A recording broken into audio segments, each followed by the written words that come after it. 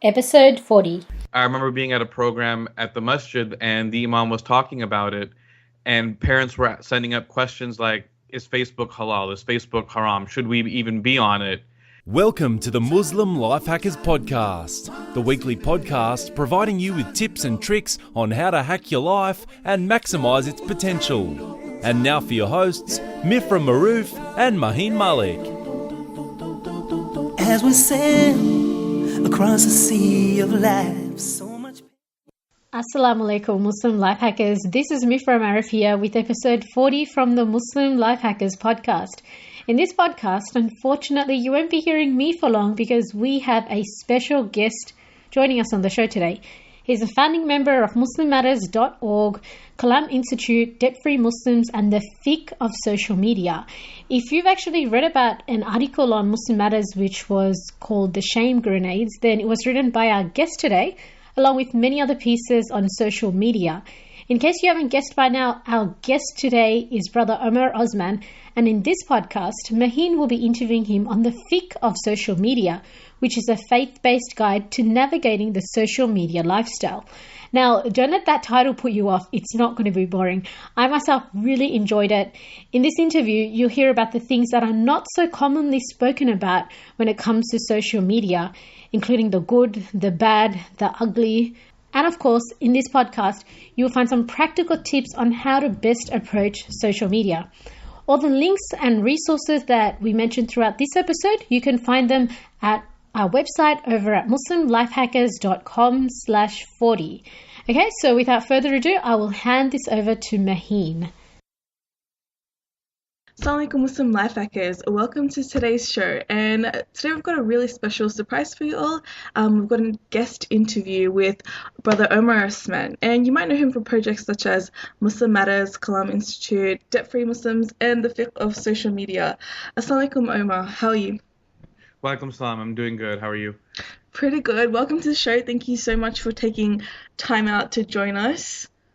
No problem. Thanks for having me on. I listened to your podcast, so this is an honor to be on there. That's really flattering. Like whenever people tell us that they listen to the podcast, I'm just like, what? Why would you do that? But thank you so much for that. Now you're involved in so many projects. Is there some kind of secret sauce to being so awesome?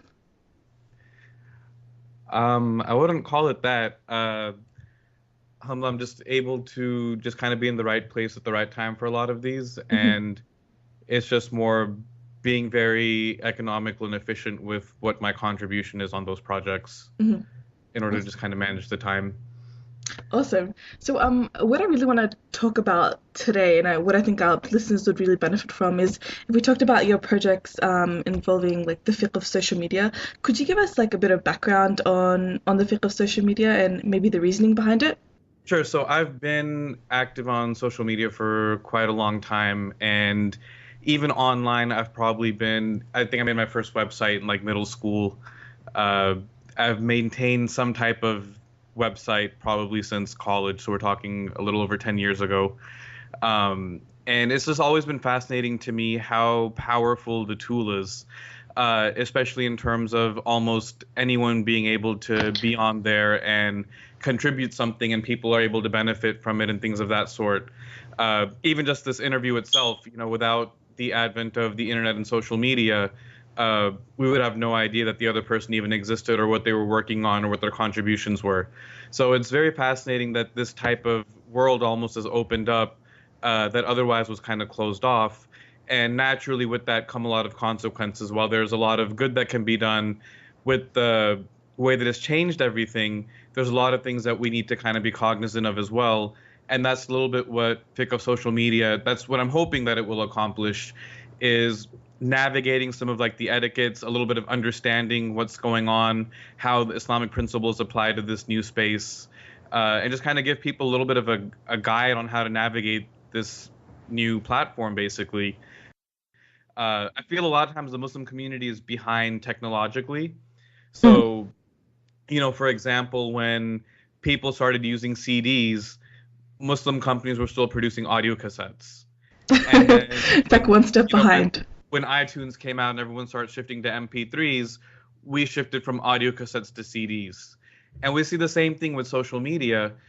I would say a few years ago, or maybe not even a few years ago, maybe a couple of years ago, I remember being at a program at the masjid and the imam was talking about it, and parents were sending up questions like, is Facebook halal? Is Facebook haram? Should we even be on it?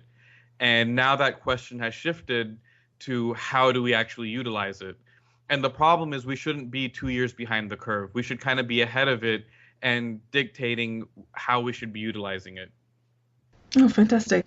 So yeah, it is kind of like another world, and we need to know the principles and etiquettes out there. Otherwise, like we're influenced by outside factors, and it is kind of like the Muslim world is a bit isolated and behind, behind sort of in a way. Like CDs came out and we're still in cassettes and things like that. So does this really apply to the youth as well? Like how does like being a Muslim integrate with like the fiqh of social media? I think there's a lot of unique challenges for the Muslim community.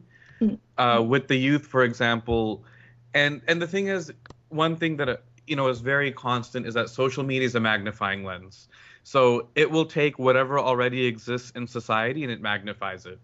So we take something like Facebook, and what you'll find is a lot of younger people, they might maintain like two profiles. So they'll have one profile that is open to their parents and their relatives and things of that sort, and then they might have another one with like a nickname or a more secret account that they interact with their friends more openly. And Yeah. this is not something that's new because of the internet. People would do that kind of thing all the time. They would act one way at Sunday school and at home, and act a different way when they were out with their friends. Is Kind of a social media split just gives you a new personality. tool to do that. Oh, yep. Awesome. So is there like a danger behind like separating like our kind of online personality?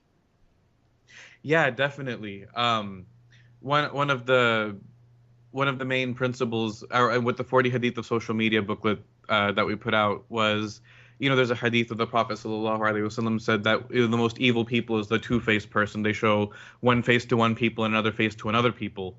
And what's happening is because online and offline are becoming intertwined now, whereas previously they were maybe a little bit more separate, where what you did online was separate from offline. Part of the consequence of that, though, is that people start to maintain different personas. Mm. So you'll have, for example, in the Muslim community, you'll have people online who are very vocal about Islamic issues, and they're very aggressive, and they're very loud with making their opinion known. But if you were to visit their local masjid, no one would have any idea who they were.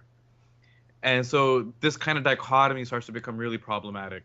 Yeah, there is this like big dichotomy that's going on where people are like much more vocal online. And do you think it's because there's a lot of you can be more anonymous online, and there's that danger there, or is there a way that we can actually use this to our advantage?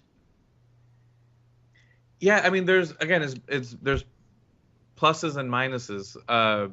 One is that people are more courageous when no one knows who it is. And you're more tempted to say things that you might not say otherwise. So that's problematic in that sense. In terms of a positive, I don't know that there's a positive in like maintaining a false persona. That would definitely be a negative in my opinion. Yeah. But in terms of how to utilize what online has created, it does create like a way to validate your ideas. And I'll give you an example. And stand-up comedians do this a lot. So a stand-up comic that's on Twitter, for example, they'll tweet jokes constantly, but what they're really doing is they're validating to see which ones land. They're seeing which ones resonate, which ones people thought were funny, and they might end up working that into their routine that they do. So there is some sense of that space online allows you to validate and vet out ideas that maybe might be more difficult to do in person or like with the imam or something like that. So you have a little bit more freedom to operate in that sense. But the anonymity factor, it tends to cause more problems sometimes, I think, than it helps. Interesting. It's a really interesting point. So I just want to shift focus now and talk a bit about the ebook that you recently launched, the 40 Hadith on social media, which I think is awesome, by the way. So it's a really fantastic collection, and there's a point in there that you made that really struck me, and it was the fact that our online friends are just as important. And it got me thinking that I'd never seen it that way, and I kind of saw it like kind of like a dichotomy. Like my online friends are separate to my friends that I have in person, and they're not really as important. But it's not really the case. And could you tell us a bit more about that? Yeah, definitely. So one thing that's is interesting, we have a lot of hadith, for example, about the virtues of good friendship, and we often assume that they just mean in person. Yeah. So who are the friends that we get coffee with, that maybe we hang out with, that we go out to eat with, all those types of things, right? Just, general things that we would do with friends. And because we have relationships online, we think that is different. We think that it's a different world, Yeah. when in fact it really has an effect on us. Um, and let me kind of put it in context.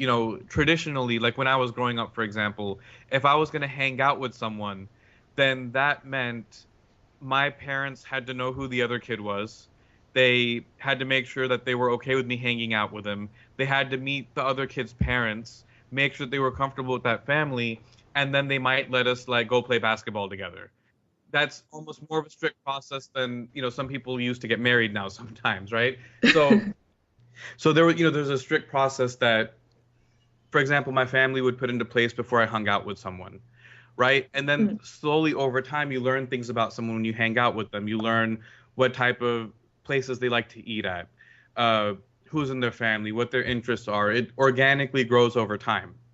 Now, I Yeah. might let's say I go to a conference and I meet someone and they add me on Facebook. Now, I've met this person one time. I have maybe, let's say, a 15-minute conversation if we're being generous. And I add this person on Facebook, and now I can sit down, take my phone out of my pocket, and within 5 minutes, I know all of this person's favorite restaurants. I know where they've vacationed in the last 5 years. I know if they're married, how many kids they have, what their kids look like, what the inside of their house looks like, what sports teams they like, what movies they like, what books they've read.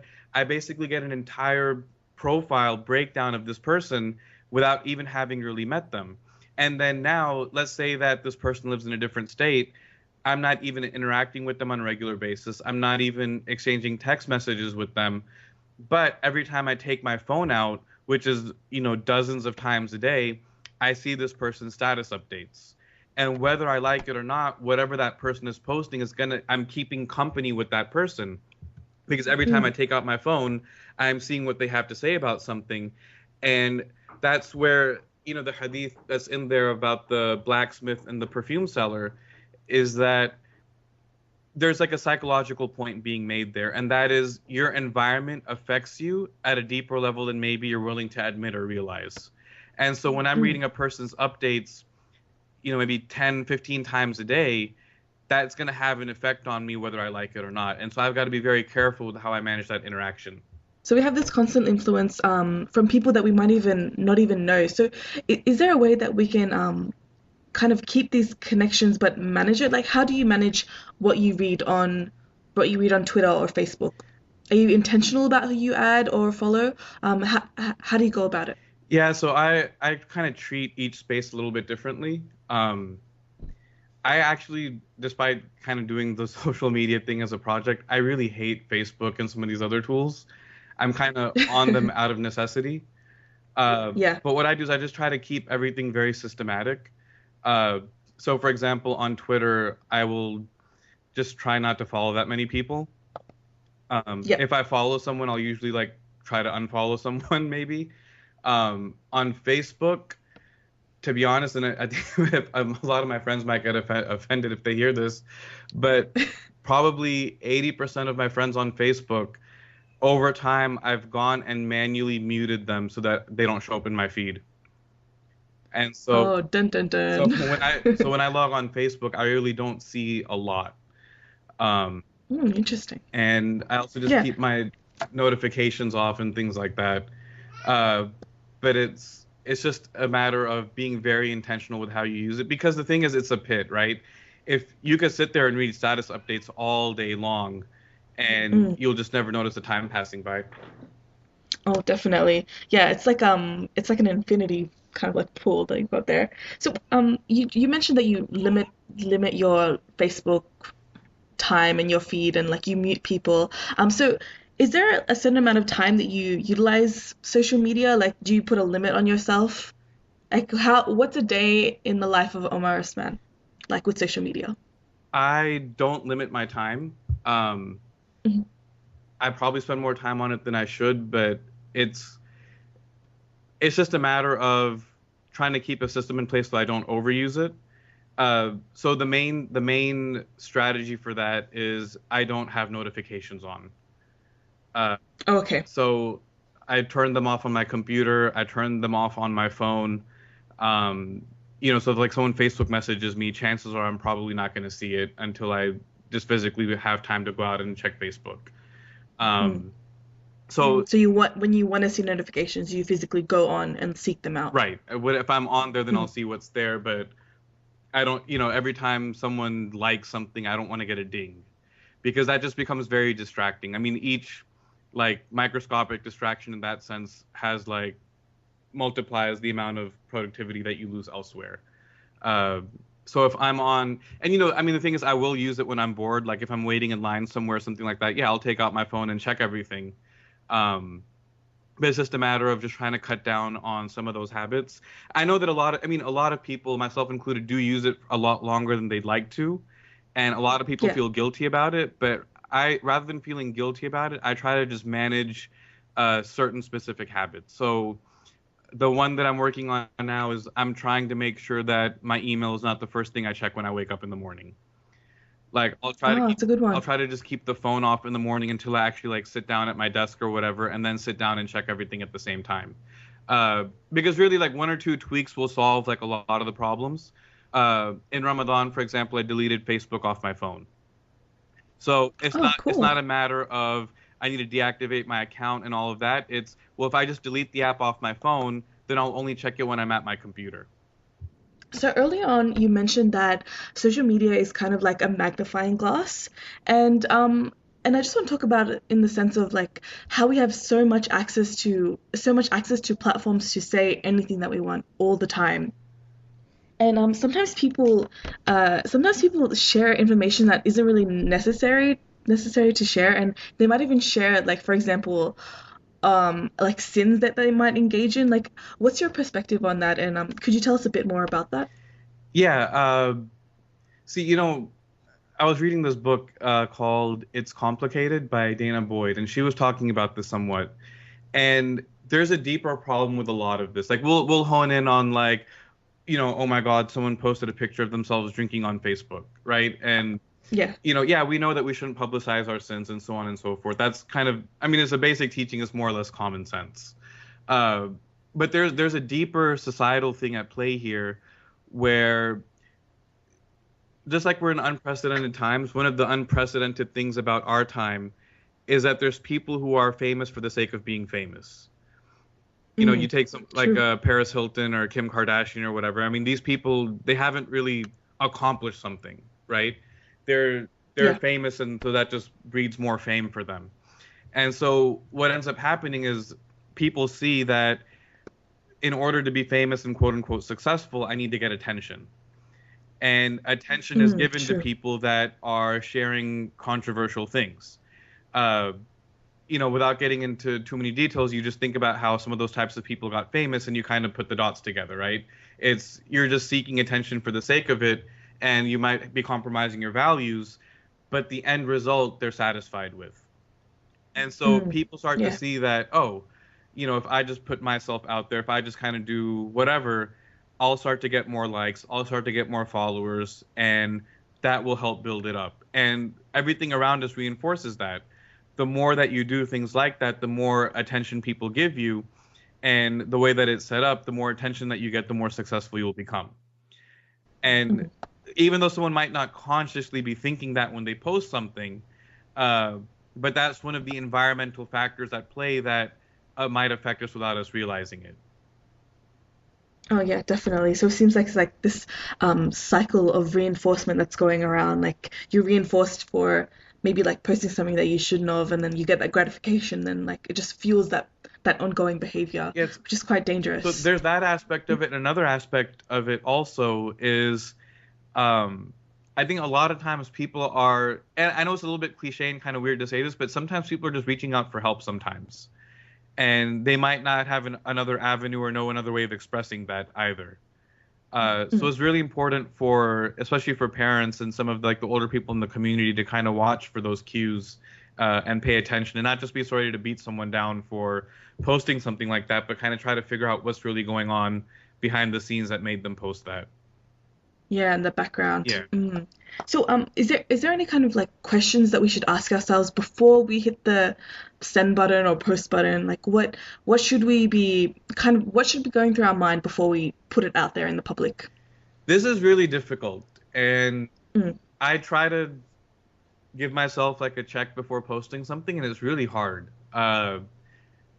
It's easy to say that, we should watch our intentions and be well intentioned and things like that, but it gets complicated really fast. So am I posting something, for example, when I post something, I'm asking myself a number of questions, or I should be asking myself a number of questions.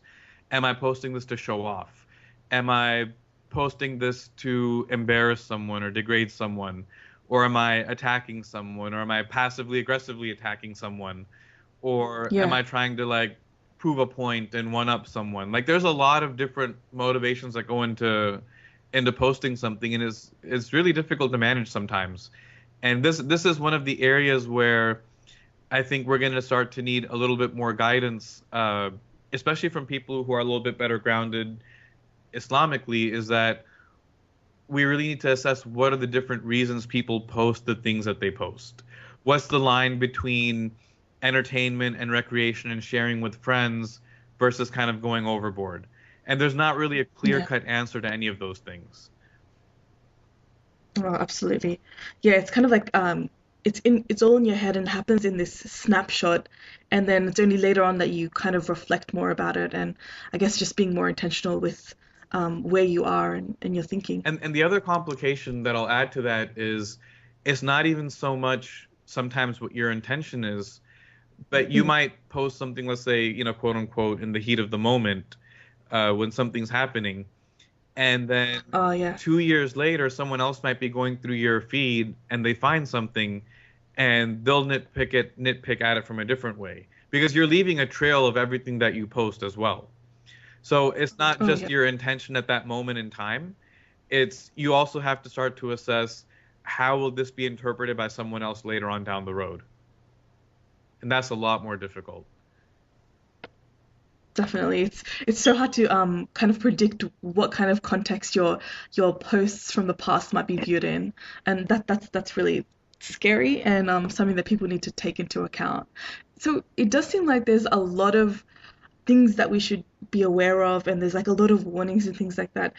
Is it better for us to just stay away from social media altogether and avoid all of these traps? Go back to the caves? I don't What are your thoughts? I don't think it's an option. Mm. I just simply put, I don't think it's an option. Social media basically, it's not it. It basically is the internet. It is communication now. Even Yeah. for me personally, I remember the first time my dad sent me a text message, and it felt really awkward and weird because I wasn't used to communicating with him on that medium. And so it was very strange to like text with him back and forth when I'm used to, having a phone conversation. But now I'm used to it. Same thing a couple of years ago when my mom first opened a Facebook account. That was really strange. And now Yeah, when my mom's been thinking about that too. and so now when I post on Facebook, I'm constantly thinking, what is my mom going to say? And it's been very weird because sometimes I'll have posted something that was maybe like an inside joke with some friends or something like that, and Yeah. within 5 minutes of posting it, I'll get a phone call asking me like if everything's okay. And so Are the kids yeah, okay? so it's very weird sometimes. I mean, but the thing is, this is how people communicate. This is how people share information. And so if someone feels that they want to just avoid it, I won't criticize that, because I think there are a lot of benefits in that, because you do save yourself from a lot of insanity by not being on any of these platforms, plain and simple. But at the same time, you have to go to where the people are if you want to try to do anything productive. And so Yeah, you've got to definitely. be there and taking part. I don't think that you can kind of hide from it. I'm speaking in general here. And so Yeah. you've got to know what's going on. It's if you take parenting, for example, you know, if your kid is on Facebook, you should be on there so that you know what's going on. If your kids are on Twitter, you should be on there so you know what's going on. And the same thing, it's a tool, so it's what you make of it. If some people don't need that tool, then, you know, that's good for them. And I honestly, I wish I could be of those people that doesn't use it at all, but I'm kind of at the point where I don't feel like I have a choice except to be on there for a number of reasons. But if you are on there, then you just got to learn how to manage it properly, because it can become so consuming that it takes over everything else.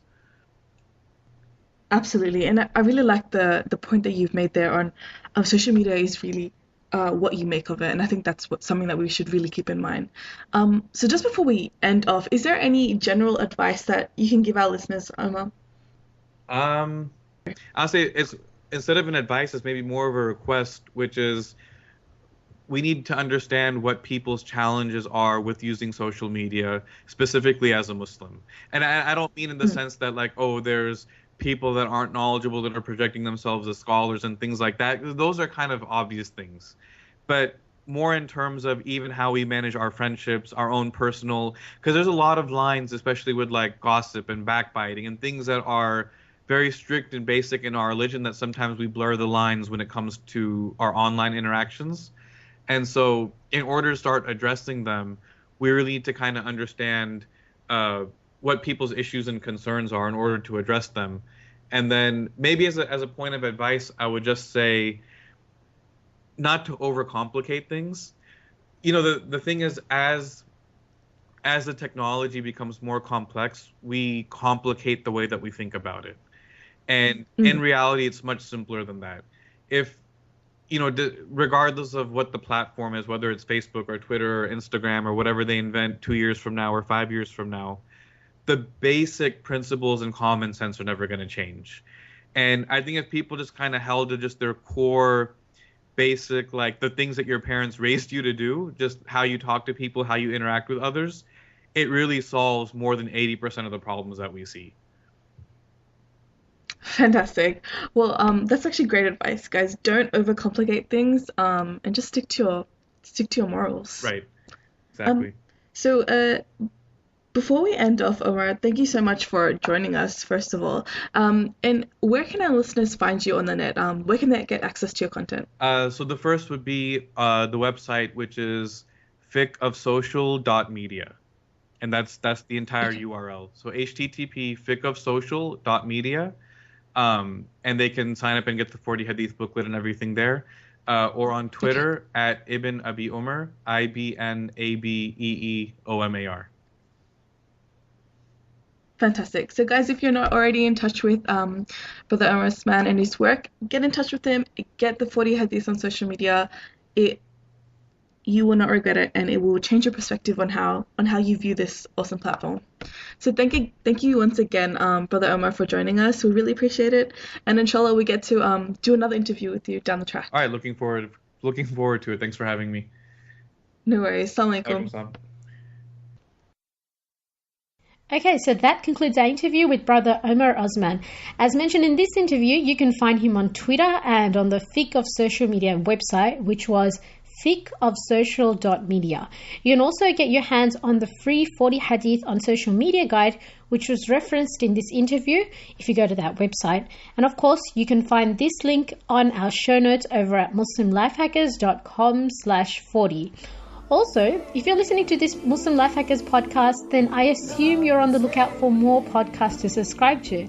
Because if you are, then make sure you check out Omar's podcast that he runs, which is called Debt Free Muslims Podcast. And you can find that over at debtfreemuslims.com.